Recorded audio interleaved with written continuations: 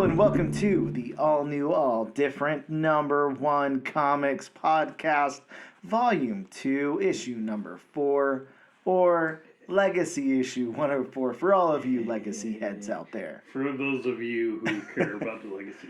I think that's what we'll call them, Bob. The Legacy heads. I like that. You know, it's kind of cool. Anyways, I'm Dan. That's Bob. Say hello, Bob. Hello, Bob.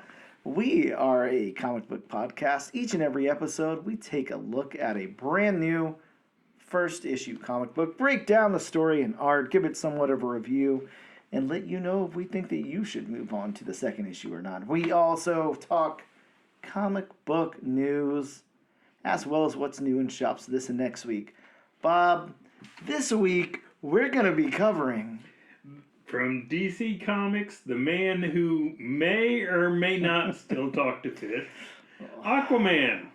You know, I don't recall him talking to any fish in this year. Either way, we'll get into that. Yeah. We'll get there. Don't worry. It'll happen sooner or later.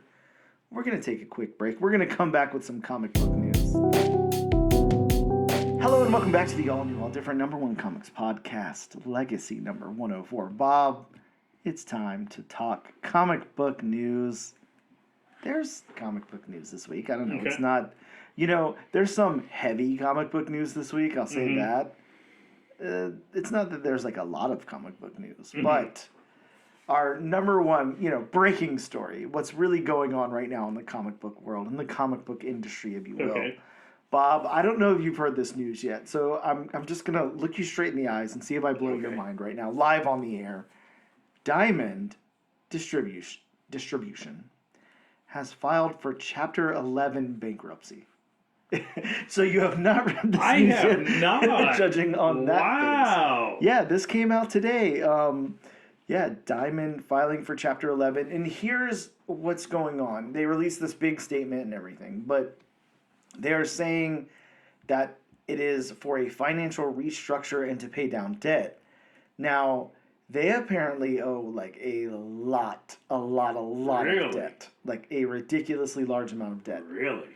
Which kind of makes sense, but at the same time, Diamond's one of those weird anomalies because, of course, as a comic book fan and all of that, we hate Diamond. Nobody likes Diamond, but they are a necessary evil because...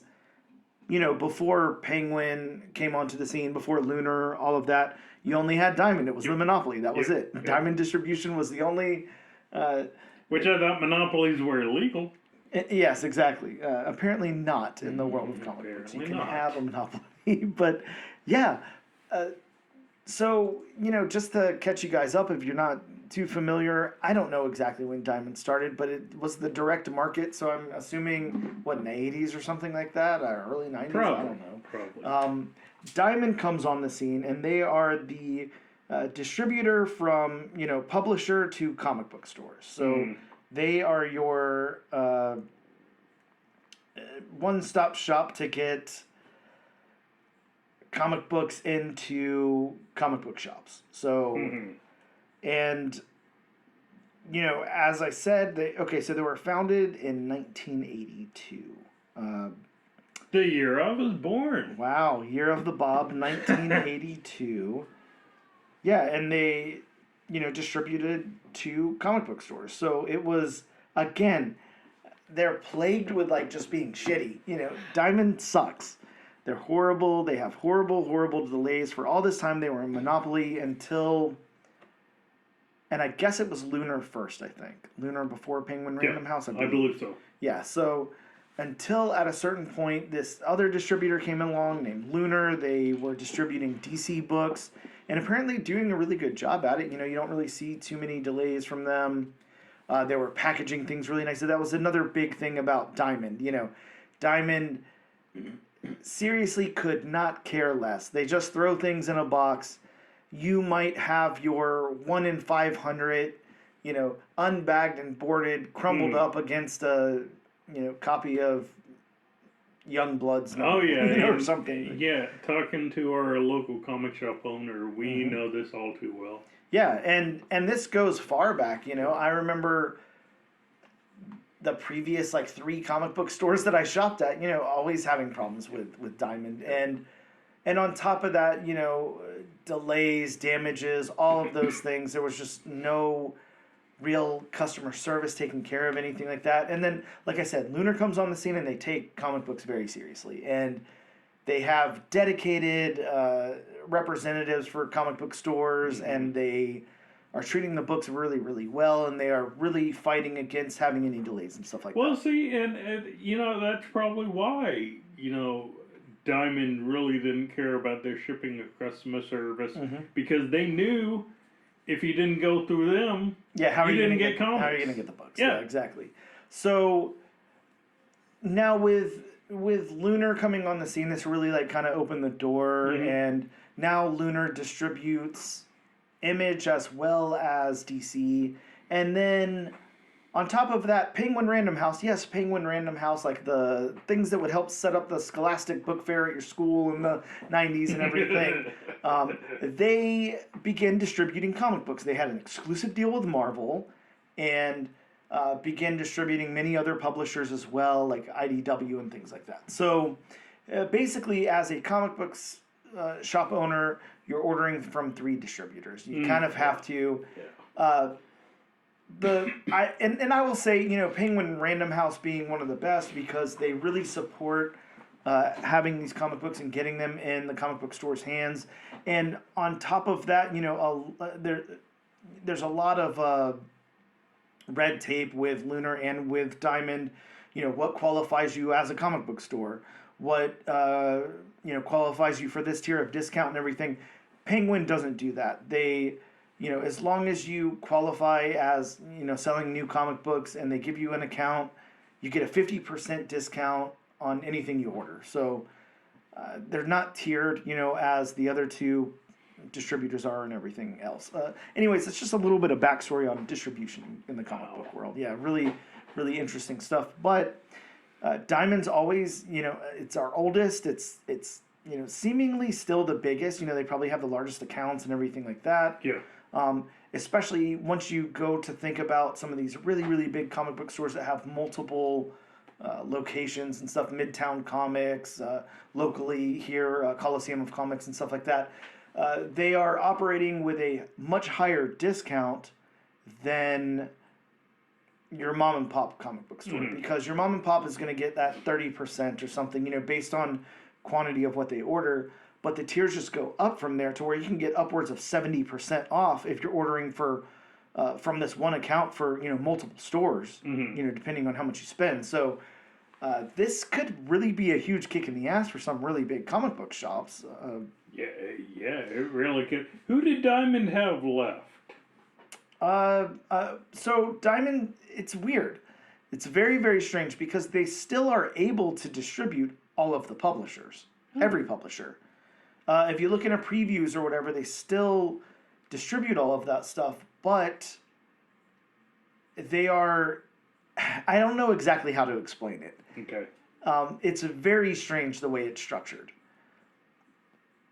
But just knowing that you can get those things as a smaller comic book shop from the other distributors that are going to take better care of you, people definitely, small comic book stores were not ordering Marvel and DC from Diamond. They were probably ordering Dynamite, Titan, and the smaller indie publishers and stuff like that through them. And that's kind of where I was getting at with the conversation is, this is Chapter 11, bankruptcy. So they did say in their statement that they are planning on financial restructure, and the reason they're doing this is to stay afloat. So the only thing that sucks is, how many times have you heard that? How many times have you heard somebody's filing Chapter 11 to salvage? That's why they're doing it. And then, 6 months later, they just go out I of was going to business. say, how many times does Chapter 11 restructure? How many times does that actually work out? I'm not going to lie. It seems like a death sentence. Yeah, it really, really does. It seems like, you need the biggest Hail Mary in the entire world to get you out of that. And that's probably not going to happen, considering they're dead. Yeah. I mean, you hear more you hear more often than not, these people or these, corporations or conglomerates or whatever, taking over a company, filing for Chapter 11 bankruptcy, restructuring, and then, selling to somebody or selling to another bidder or whatnot. So, I mean, yeah, when you hear Chapter 11 bankruptcy, it may be good in the short term, but in the long term, it's usually not a good thing. Yeah, and that's exactly where I see it going. Now, the only question that this raises is, what do you do with those publishers that have these deals in place with Diamond that are small publishers? You have some small publishers on ePress, stuff like that, and then you have these micro publishers that are publishing maybe like one or two books. Yeah, I'm trying to remember the name of the company right now, but we talked to Christopher Retta a while ago, who's got his own publishing company. He did The First Americans and things like that. I can't think of it off the top of my head, but he's able to get his stuff in Diamond. Mm-hmm. Now, hopefully, that just opens the door for Penguin or Lunar or another distributor to come in and start distributing all these things. So hopefully, it's not bad. Yeah. But again, short term, like I don't know where where everything lands based on that. But yeah, just really, really interesting news. I just everything I read online, it was almost like every single comment was like, well, I'd be lying if I said I didn't see this coming. Yeah.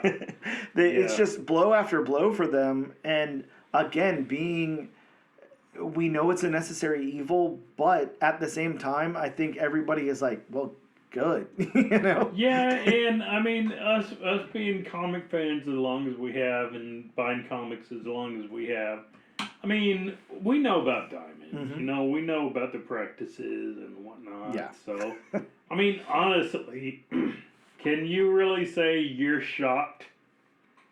No, not the slightest bit. No. Not at all.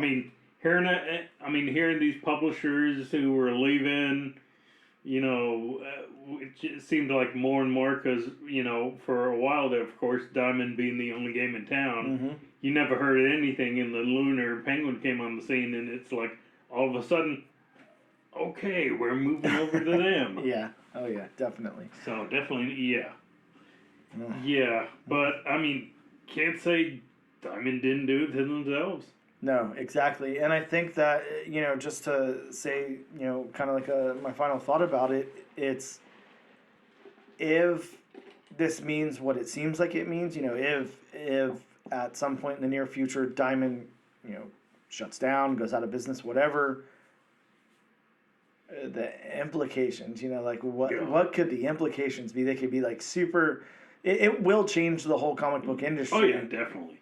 In some way or another, either for the better, for the worse, or whatever. Hopefully for the better. But I just imagine, obviously, those two distribution companies came on the scene and really did a good job. So I would hope that somebody would do something similar, or they would pick up the slack or whatever. But I guess we'll find out what happens.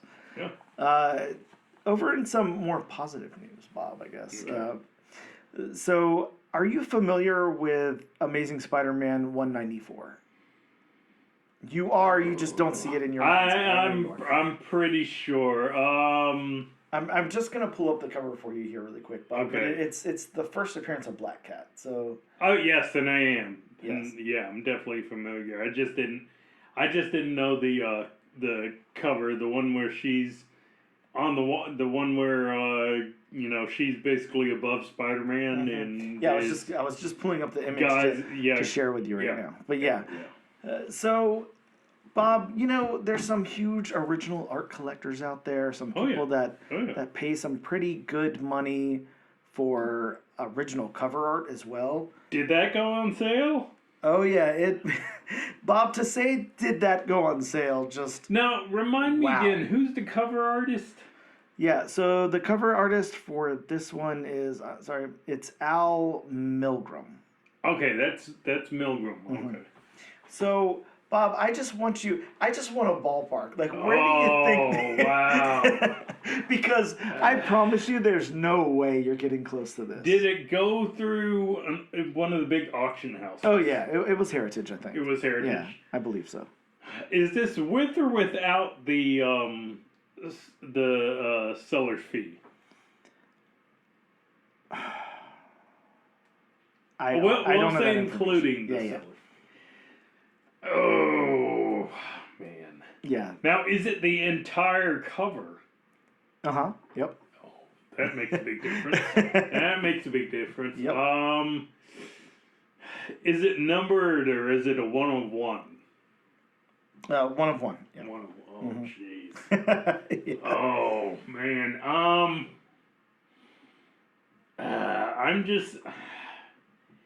I'm just gonna say 150. So like 150,000? Yes. Okay. It go a little higher. 250. Man, when I tell you this number, Bob, Higher than that? My favorite part of the podcast is whenever I'm able to blow your mind with any news, and now it's going to be twice today, so that is fantastic. It took me a second to even read this number, Bob. $1,020,000. Wow. Yeah. So. Yes, it's, and here I've got the article in front of me. So Al Milgram's original cover art for 1979's Amazing Spider-Man 194, first appearance of the Black Cat, set a new auction record for Spider-Man original cover art, selling for $1,020,000 as part of a Heritage Auctions recent comic and comic art event, which saw over $10 million spent on comic books and comic book original artwork. So $10 million, Bob. Over 1/10 of that was just from this cover alone. Wait a minute. No other, no offense to Al Milgrom. Sure. I mean, that is a fantastic cover. Iconic, yes. But you're telling me out of all the other original art on Spider-Man covers, his is the highest. This is the one. This is the new record. Amazing yes. Spider-Man 300 original cover art hasn't gone on sale? Possibly not. Is the only thing I can think of. Okay. Maybe it's not. Okay. I'm not too sure. But Bob, again, no offense Sure. to Al Milgrom, because that is fantastic art. it gets even cooler though. Like even cooler than that. So Really? in a cool twist, the sorry, I don't know this word. Bob, here, help me out. Help me out with the highlighted word there. Consigner. Oh, okay, good. So it is just how Yes. it looks. Okay, the consigner of the cover art denoted that Milgram actually gets a cut of the proceeds of the $1 million sale.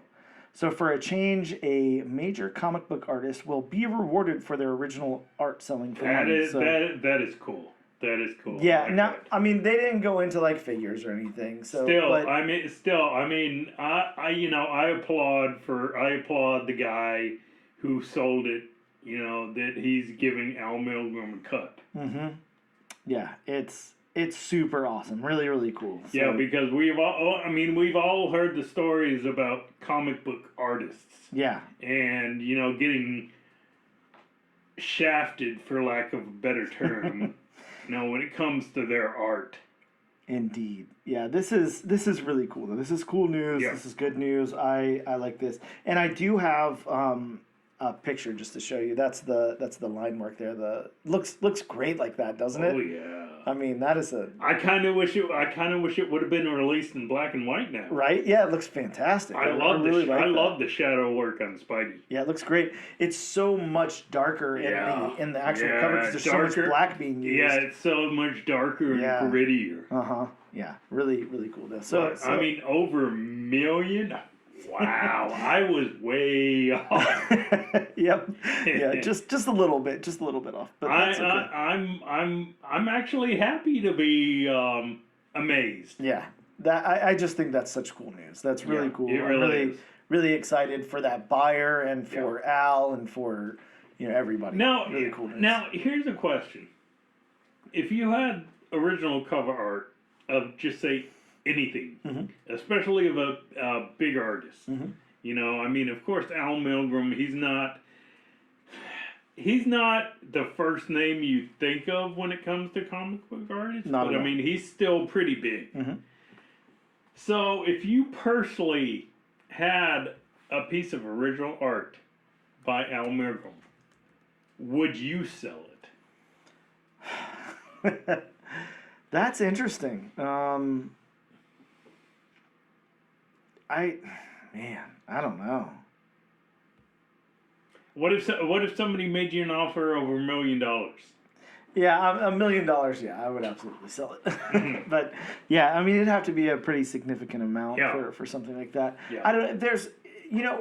I think there's only a very select few where if I had the original art, there'd be like no way I could, part with it, and it would be. Probably, definitely Mike Allred, of course, Steve Gerber, and John Romita? no, Bernie Wrightson. But Well, senior. oh, okay, yeah, John Senior, yeah, true. Kirby?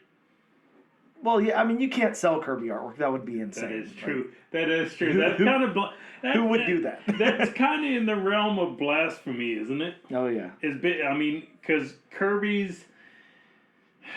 I don't want to compare anybody to the big man above, but as far as comics, I mean, isn't Kirby pretty much, as far as comic book artists, isn't Kirby pretty much the gold standard. the gold standard? Yeah, I think so. Yeah. Wow. Really, really cool news, though. I'm super excited about that. Mm-hmm. My next little bit of news, Bob, and this. Are you gonna surprise me again? No, I don't think so. This will be low key. Okay. And we're gonna have to do a non-spoiler discussion, so just a quick overview or something, because Okay. just not even a week old yet. But please tell me you saw the Creature Commandos season 1 finale. Oh, yeah. Oh God, Bob, thoughts? Non-spoiler thoughts, of course, but. Did you feel like it wrapped up strong? Weasel is one of my favorite characters. I think Weasel is America's favorite character. I love the character of the bride. I can't say it was the strongest episode because we know what the strongest episode probably is. Absolutely. But I mean, it was nevertheless a really good episode. I definitely like the series as a whole, which I know you surprisingly like the series as a whole. Love it, yeah. Of course I know it's not going to be everybody's cup of tea because, I mean, it is, hyper violent. and I mean, being James Gunn, I mean, yes, there are Suicide Squad comparisons. Sure. But I mean, that's to be expected considering what James Gunn has done. Guardians of the Galaxy, Suicide Squad, stuff like that. Yep. But yeah, if you haven't watched the series yet, you need to watch it.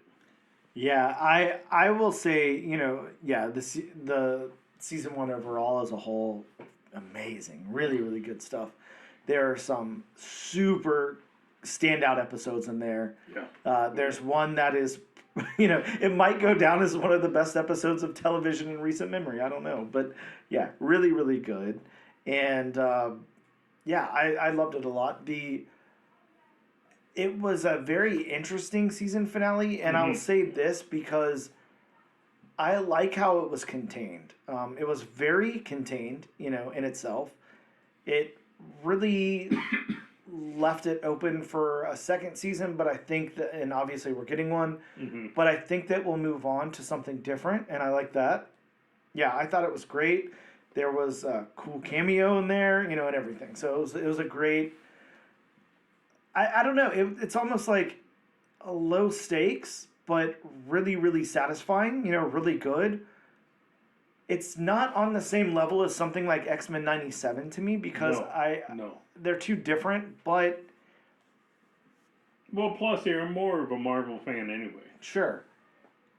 But really, really fantastic. Really, really good work. And like I said, there's, at the very least, 2 episodes in there that I was absolutely in love with, and one that was just miles above anything else. So yeah, really, really good. I completely agree with you, Bob. If you haven't watched that, go watch it. My last little piece of news before we move on is Mark Spears. I think you're probably familiar with him at this point. Very, very... Considering his comic is blown up. Yes, definitely. So Mark Spears' Monsters, #1, going to a 4th printing. While his cover for Return of the Living Dead, #1, is currently on like everybody's top 10 list. Is it? Oh yeah, that book is huge. So, there's a couple over there in a pile, Bob, if you need one. But yeah. Really, really cool book. Really great artwork. That's all the news I got, unless you have anything you want to go over. Well, I just wanted to, mention something. Mm-hmm. You kind of remind me about it when we're talking about Creature Commandos. And, I don't know if you saw this, or I honestly don't know if this series is even on your radar. Mm-hmm. But returning January 16th is the new season of HBO's fantastic original series, Harley Quinn. Oh, yeah. I do enjoy that series. It was a fun series. Yeah, definitely. Yeah, very cool. That, since that series started, getting Kaylee Cuoco to voice Harley Quinn. Mm-hmm. I mean, that was such out of left field coming off of The Big Bang Theory, mm-hmm. considering, the character of Penny and the character of Harley Quinn are just so different. But, I mean, she does such a good job in the role. Oh, yeah, the voice work on that show is... really phenomenal. Good. Yeah, really, really good. Very cool. Well, glad that's returning. Speaking of returning, we're going to take a quick break and maybe we'll...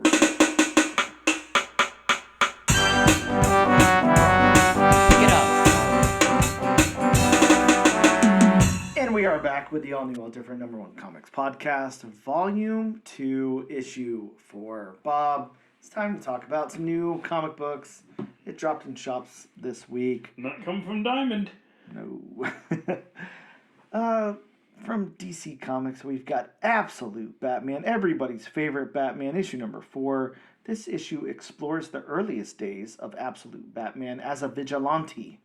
Now, here's the only question, Bob, because it always, when it comes to Batman, so many times you hear it explores his early detective days and this and this. So if they're already in issue 4 going back and examining his earliest days as a vigilante, what are they going to do whenever they hit issue like 400 or something and they want to go back, They're going to have to... The untold story. Yeah, exactly. I'm loving the, and this is off topic, but Batman Dark Patterns that's, recently come out that's exploring, one of his older cases or whatever. With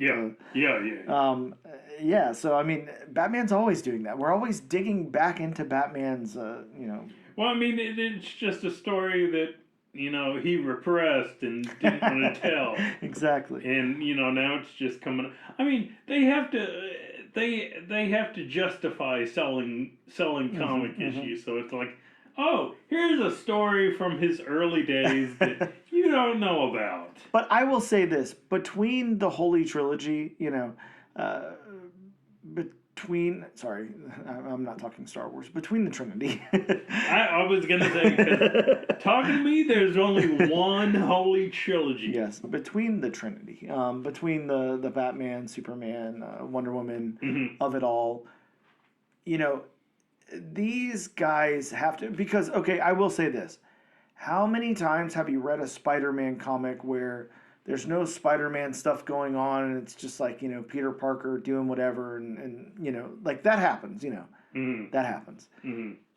But every single day of the week, every hour of the day, Batman, Superman, and Wonder Woman are like fighting evil, like nonstop. Like they don't have any off days at all. So what you're saying is you want to see a comic where, it's just Bruce Wayne, on a normal day, or Diana Prince on a normal day, or Clark Kent on a normal day. I want to see them all, outside of their costumes, just in regular street clothes. Going to Starbucks. Go to Coney Island for the day, ride on some rides, eat some, yeah, I want to see that. Absolutely. I think that someone should do that. Well, I mean, they'll be the only three there because, Bruce is just going to buy Coney Island. No, I want them to mix in with the regulars, just mix in with the crowd. And, I want no shenanigans. There's no something happens and they got to suit up or whatever. Just one single issue. Just give me 22 pages of that. Or if something does go wrong, they can just be like, let the other members of the league. Yeah, they're like, damn it, this is a vacation day. Or Bruce, all of a sudden, he sees the bat signal and he's like, I gotta go, and then let somebody else in the bat family handle Yeah, exactly. Wonder Woman's like, no, we're on vacation. Come on. And then they don't. That's what I want to see. First of all, that would be a very interesting comic. Secondly, I just can't see, especially Clark Kent, Superman. I can't see. I mean, he's like Captain America. Mm-hmm. Captain America even said it. If he sees something wrong, he's got to step in. Yeah, but I just want one day. Yeah, just one day. Yeah, I mean, that's all I'm asking. That would be very cool. That would be very cool. Bob, from Marvel Comics, we've got All New Venom issue number 2. We talked about All New Venom issue number 1 on this very podcast, and this one has the first team appearance of the Symbiote Squad. I'm interested to know what happens in that book. Very interesting. There's also, I will say this, Bob. Speaking of top 10 lists and stuff, there are variant covers for some books coming out this week that are Marvel Rivals video game variants. Okay. And they are already all over top 10 lists. Really? Yes. There's one for All New Venom. There's a Spider-Man one. Yeah, there's a few of them that are out. So if you can get your hands on those, you might want to do that, is all I'm saying. We've got, of course, from Omnipress, Cruel Kingdom number 1, anthology of fantasy stories under the EC banner. And Bob, we've got, I don't know if you picked this book up or not. I definitely did because Erica Schultz is writing it. Daredevil Unleash Hell, the Red Band edition. This has got the first appearance of Morgan, the murderous muse of the Muse. That's a mouthful. Right? This is a 5-issue limited series that features Daredevil's Murdoch and Elektra tracking down the killer. We have, from Image Comics, Death of Copra, number 1, the final Copra series. This issue published simultaneously with Copra 46 from Copra Press. Both have the same story. Well, that's interesting. We've got What If Galactus Transformed Gambit. What if Galactus transformed Gambit into a herald? What would happen, Bob? Tune in to find out. Speaking of what if, we've got What If Mickey and Friends became the Fantastic Four. Of course, we all want to see Minnie as invisible. So, can they all be invisible? Yes, and just not have this issue come out. That would be ideal. I agree. Bob, from Image Comics, we got the Lucky Devils number 1. This is a tale of 2 rebellious demons who decide to start a revolution in hell, and the 2 humans they're going to manipulate to do it. This had an ash can a while back that everyone was super stoked about. Bob, we got Magic number 1 from Marvel. This is only the second time we've had a Magic number 1. This has the first appearance of Demon Crow, the villain of the series. I like that. We've got New Champions number 1, Bob. The first team appearance of the New Champions, formerly the Assembly. And we've got from Dark Horse, Those Not Afraid number 1. 2 serial killers discover they are within reach of the state record for kills and enter a terrible competition to see who gets there first. Of course, from the sick and twisted mind of Kyle Starks. Bob, from Image Comics, here's one I know you'll be excited about. Transformers number 16, preview of the Battle Beast series. And from Marvel Comics, we got Uncanny X-Men issue number 8, part of the Raid on Malkin story. So those are some of the new comics that were in shops this week. Again, if you can get your hands on any of those Marvel Rivals covers, do so. There was definitely none at our local comic book shop, I can tell you that. Yeah. The second I got there was not one. So yeah, that game is just bonkers right now. Right, and I will say that while we have like a pretty big lull in MCU spec, this is like nicely filling a little void. It's not like these things are. It's not making anybody a millionaire, but with stuff like Jeff the Landshark and all of that, Squirrel Girl, people are really starting to pick up on some lesser known outside of comics characters and really creating some buzz. So that is very, very cool. Mm-hmm. We'll take a quick break and we'll be back to talk about Bob's favorite sea superhero.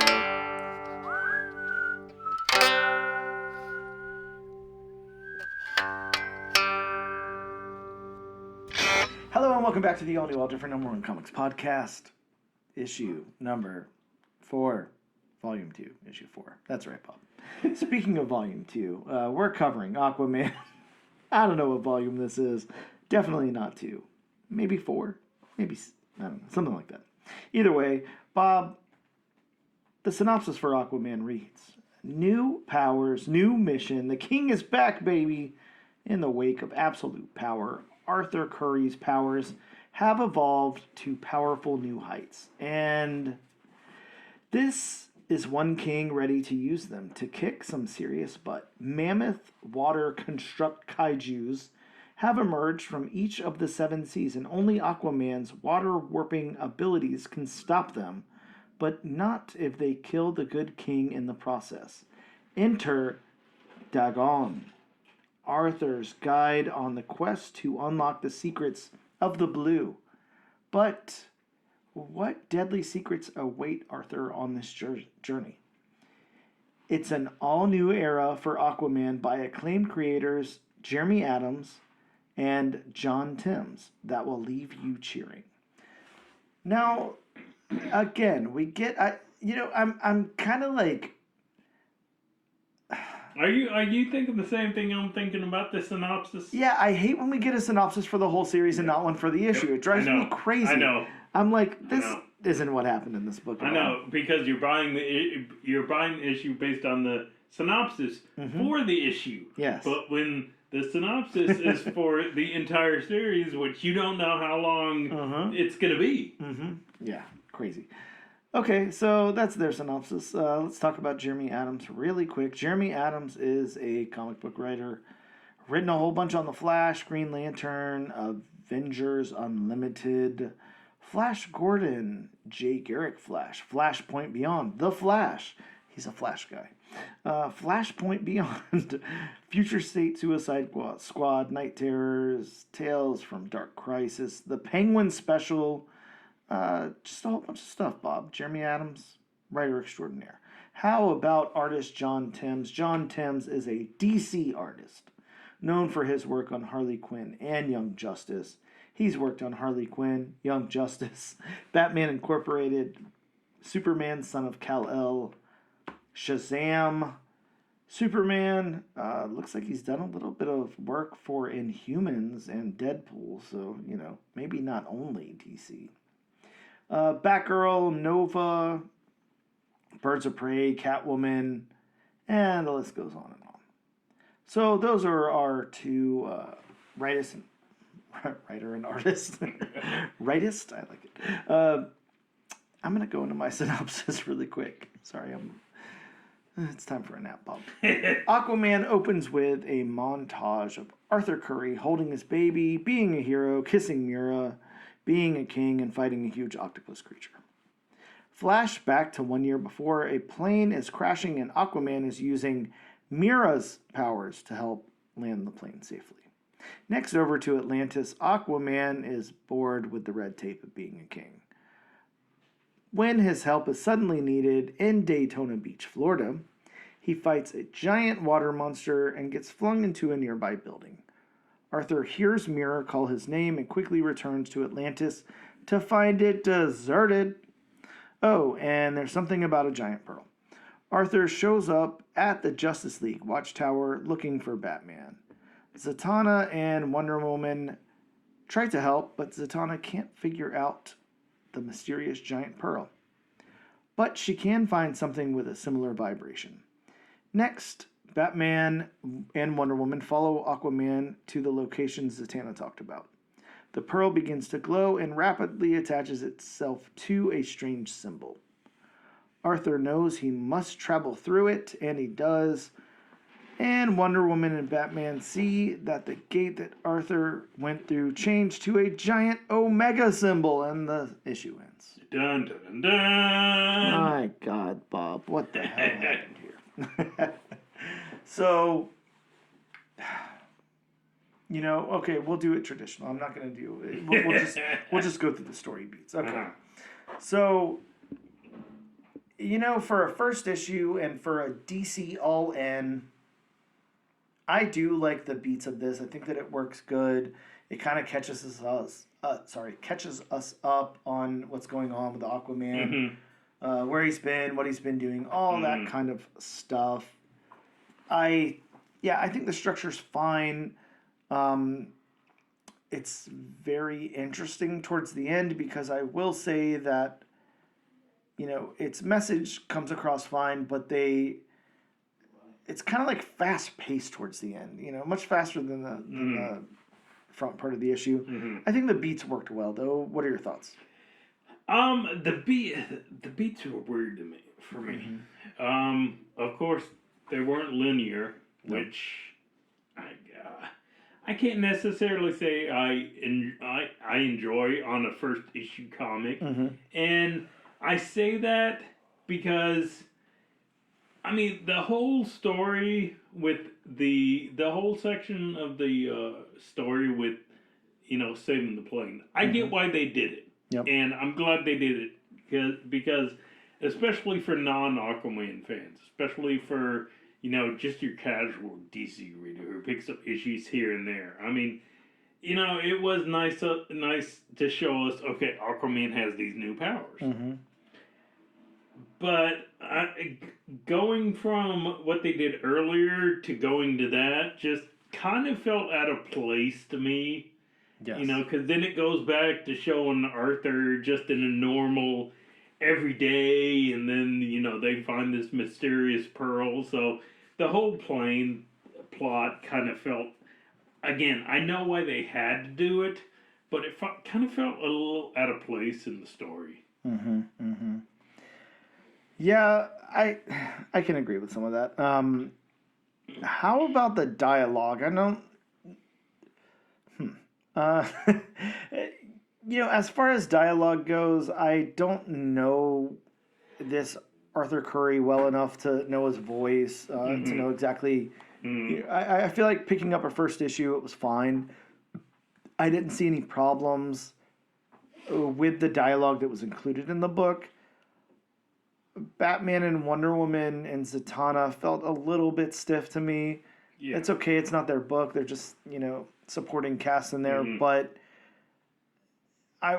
while it seemed like, Aquaman was obviously the most fleshed out one, it did seem like everybody else took a backseat dialogue-wise in the book, which was not disappointing, but, just something of note. Well, Mara, we know her voice, of course, from the movie and what we've read with the comics. But, she just seemed like, she was pretty much there just to, give Aquaman a hand on how to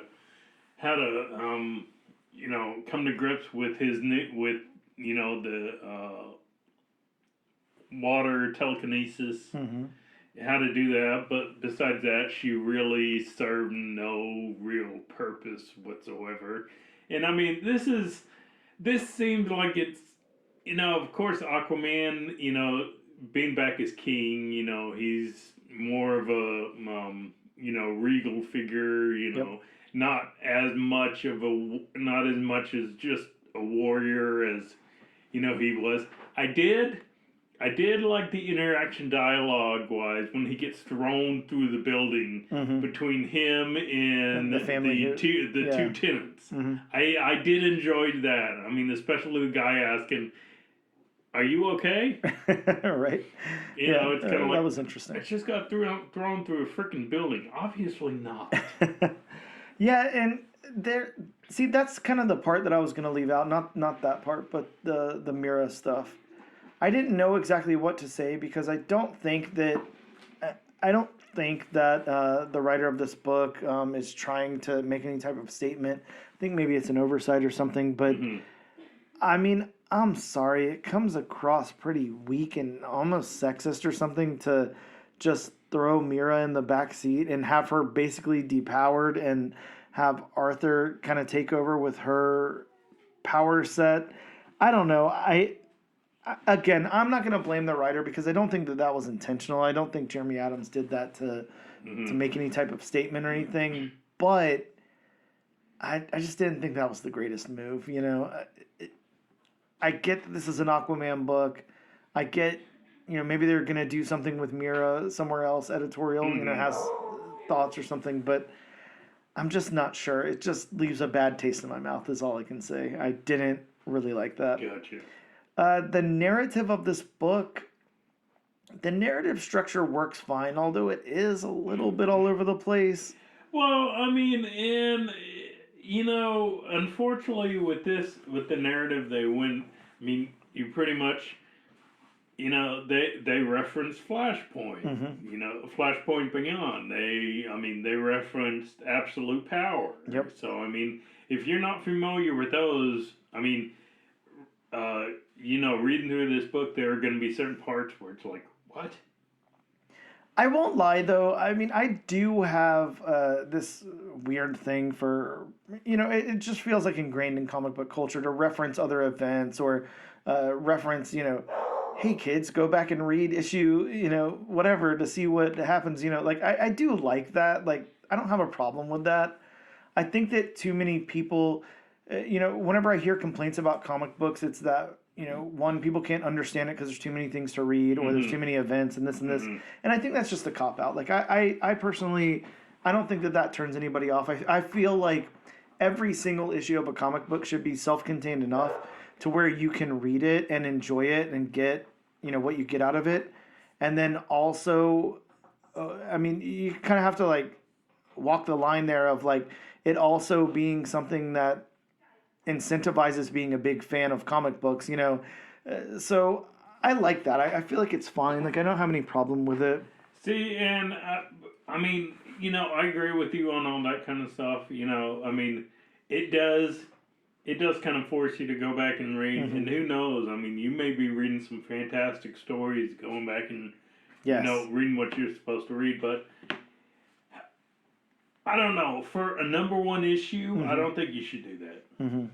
Fair enough. I mean, a number one issue should just be, it hooks you in, it gets you interested. It shouldn't be like, oh, go back and read this. Oh, go back and read this to understand this. To me, that's not what a number one issue should be. And I see your point. The world building. I think that the world building is good. It's kind of sad because Well, I mean, yes, we're not huge DC fans, but we know this world.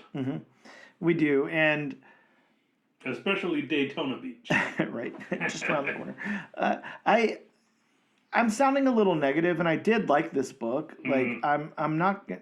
I don't think it's the strongest, but I also definitely, I've read much weaker comics than this, much weaker number ones, and much weaker, number ones of a character that I know very well. So I think that the world building works here. I don't necessarily have anything to call out that's a huge problem other than, and I know this is world building, so this is kind of like a fuzzy area, but it's the lack of development from anybody else other than Aquaman that's bothering me here. That's the only thing that I really have like a huge problem with is, the backseat that Zatanna is taking, the backseat that Wonder Woman and Batman are taking, even though, I would prefer that they weren't even in the comic, but, and especially what happens with Mira, it's leaving such a bad taste in my mouth. Overall, the world building works fine. Yeah, I kind of do wish they would have fleshed out the world and the characters of Atlantis a little bit better. Yeah. Like, we could have taken some more time with that. Yeah. Maybe make this, an extra supersized issue or something. I mean, maybe leave out, the plane section or not take as long with that section. I didn't really see a need for that section other than to tell us that he's absorbed Mira's powers. That's why I think it was necessary. But yeah, I'm like you. Besides that, I didn't see much of a need. And I mean, they spent more time than they needed to because they also included, the rescue boat that was going, and that took up a couple of pages. Yeah, it's almost like I don't know. I'm really hoping that. Throughout this series, somehow Jeremy Adams really redeems Mira. That would be fantastic. So we'll have to see what happens there. Let's get into the art by John Thames. How did you feel about the character art in this book, Bob? I think he nailed the character art. Yeah, he did a fantastic job on these characters. Really, really good art. Really good depictions of everybody. I don't follow Aquaman, obviously, if you can, tell. I've seen both Aquaman movies. I have... not enjoyed them? Well, that's a thing. I've read, stuff with Aquaman in it here and there. The New 52 Aquaman, I will say the beginning of that story with the trench and everything was pretty... good. I liked it somewhat. But I know Aquaman, as either this, 1950s, looking guy or like a Jason Momoa. That's the only Aquaman. So I was definitely pleasantly surprised when I saw this depiction of Aquaman because I don't want to see that bro Aquaman anymore. I'm done with that. I feel like we can leave that behind now. Let Jason Momoa be the bro Lobo instead, and that's fine. But everything Aquaman doesn't have to be Jason Momoa. So I'm happy that the art in here doesn't depict that. Yeah. In a few panels, he definitely looks like a serious badass you don't want to mess with. Oh, yeah. That's for sure. So... backgrounds, Bob, of course, you're the background guy. You gotta let our listeners know if the backgrounds pass the test here or not. Oh, yeah. I will definitely say when it comes to detail, this book is detailed. I have it open to the shot where he gets thrown through the apartment. And, you can even make out the grout lines. Oh yeah, that's some nice all work. The grout lines. The panel where he's swimming to Atlantis. You can make out all the buildings, all that kind of stuff. So, you can make out all the individual windows on the plane. Yeah, some really, really good art. Yeah, as far as background art, yeah, this is definitely top notch. Agreed. So the locations, man, this thing is got some locations in it. It moves around. We get the montage towards the beginning that shows a whole bunch of locations. We go through Atlantis and then back and forth and everywhere in between, and the Justice League Watchtower and all of those things. I think the locations work. Again, I think it might be a little overstuffed. There might be a little bit too much in here. It's Aquaman, like maybe just, it's the first issue. Let's just have him underwater the whole time or whatever. But yeah, the locations worked for the story for sure. The art was beautiful in all the locations. Yeah. We do have a dedicated colorist on this book, Bob, a color artist by the name of Rex Locus. And I'm going to say the colors worked fine. You know, it worked really well with the art. No problems there. Looked good. Popped when it needed to. I think that the only thing I could really critique about the color is the difference between the underwater scenes and the on land scenes. You know, maybe weren't as pronounced as I thought they might be, but I didn't have any problems with them. Thought it looked good, but again, that's just a critique if I'm really reaching for one. So, all in all, I'm kind of divided on this book. There's different things that I really, really like and different things that I'm a little lukewarm on. I don't think it's poorly written. I think that it is written well. So I don't think it's necessarily Jeremy Adams, and it might be DC editorial. You know, it's got to tie into these certain things. And of course, being part of the All In initiative. But you know, like I said, the thing that's really, really, really bothering me here is Mira. I don't know what the intention is, and I just don't like what happened here. So I'm going to say on this single issue alone, that really is bothering me, but I really am putting some faith in Jeremy Adams and hoping that he redeems her before his wrap-up on the series. I liked it definitely enough to see what happens based on my reading, but with the caveat of, once I read that synopsis from the publisher, I honestly didn't like that synopsis. You know, I'm kind of surprised because this is part of the All In, correct? Yes. I'm kind of surprised they didn't do like an absolute Aquaman. Yeah. You know, because I mean, those are part of the All In line, correct? Yep, they sure So are. yeah, I'm really surprised they didn't do like an absolute Aquaman. Yeah, I don't know if they're just reserving it for specific characters and that's it, or what. I'm not sure what the criteria for the absolute stuff is. Huh, very interesting. One other note that I want to point out before you go over to your review of it, Bob, is I will say this, and I hate when this happens, but the cover versus what was in the book, and the cover artist is the same as the artist in the book. It is John Timms. This cover is definitely not intriguing enough to make me want to check out the book. It's so generic and boring. I mean, it's nicely done. The shark looks good. The Aquaman looks good. But the cover is like just so vanilla. And it's so much better once you open the book. So just, I don't know, like a little critique or warning on that. But Bob, what did you think about Aquaman #1? I mean, you know, I thought it was fine. I mean, you know, of course there are those few points that I brought up, a few points to bring down. But I mean, yeah, I mean, I think if you're an Aquaman fan or just, you know, a DC fan and you enjoyed Absolute Power, and you know, I think you'll enjoy this. Yeah, likewise. Well, that's our discussion on Aquaman #1 from DC Comics. We're going to take a quick break and we'll return in just a moment.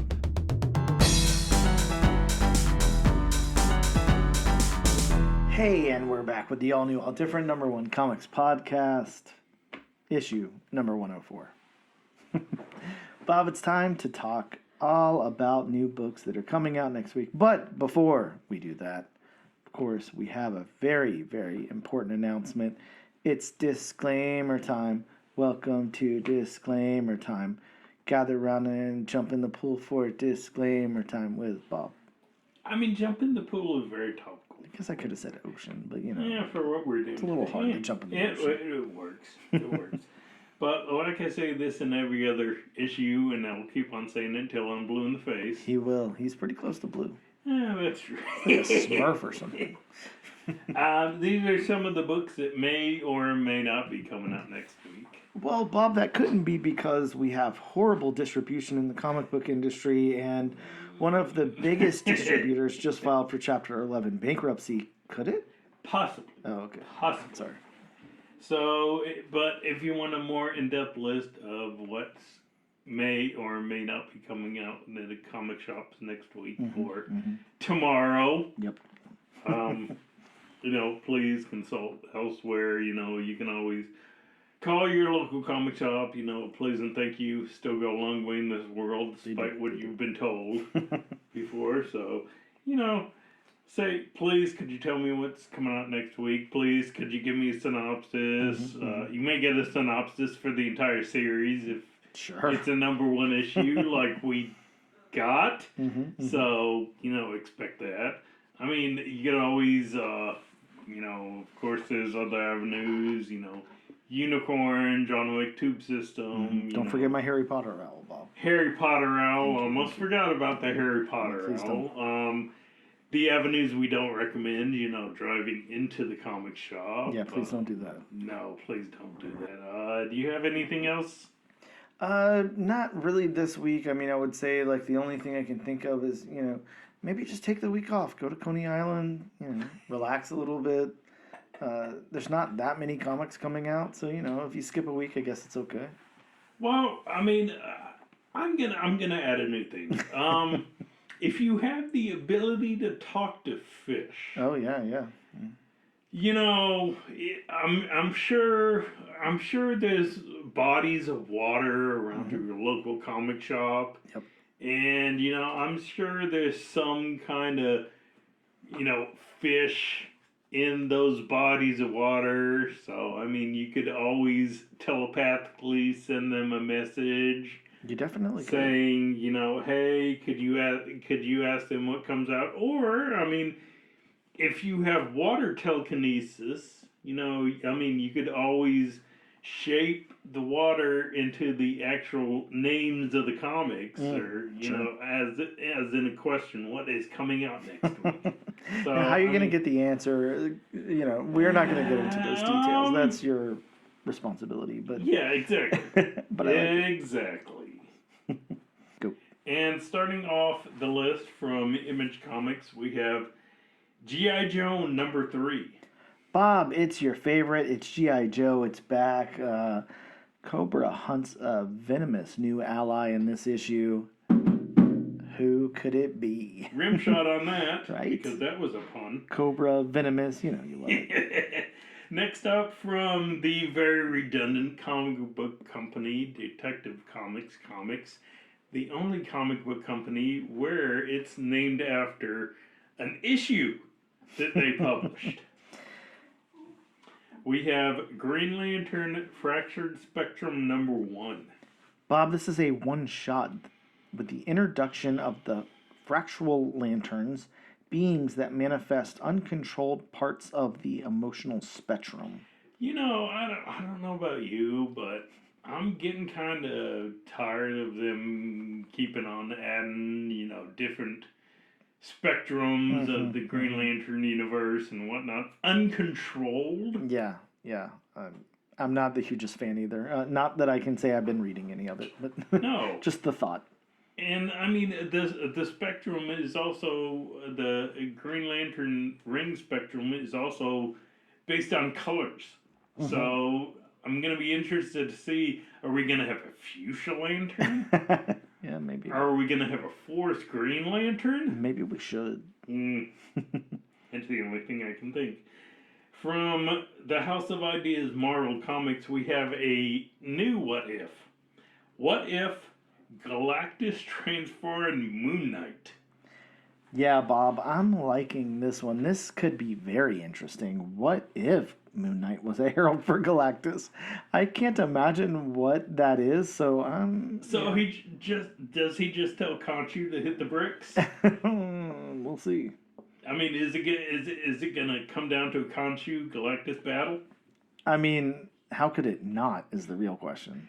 And I mean, who would win that battle? Do you think? Because Khonshu is a literal god. He's a literal Egyptian god. I mean, yes, Galactus was born from basically the Big Bang, or a different universe, but Khonshu is a literal god. Yeah, this could be very, very interesting. I don't know. Speaking of gods, from Detective Comics, the publisher with just 3 characters, we have New Gods number 2. Well, this one has different characters, Bob. It's got new gods. It's got the first appearance of Karok Ator. I mean, you gave it your best shot. I did. You gave it your best shot. Hit me with my best shot.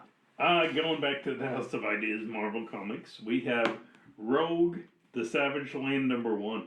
Bob, what if I told you this was a 5-issue limited series that will explore the time between Uncanny X-Men 269 and 274 in 1981, while Rogue was in the Savage Land with Magneto as the X-Men were engaged in the Extinction Agenda event. That is kind of an interesting idea for a comic where it's just limited to in between certain issues. I like it, and look, man, I love this cover art. This is fantastic. I can't even see who the cover artist is, but I really like it. I wonder why.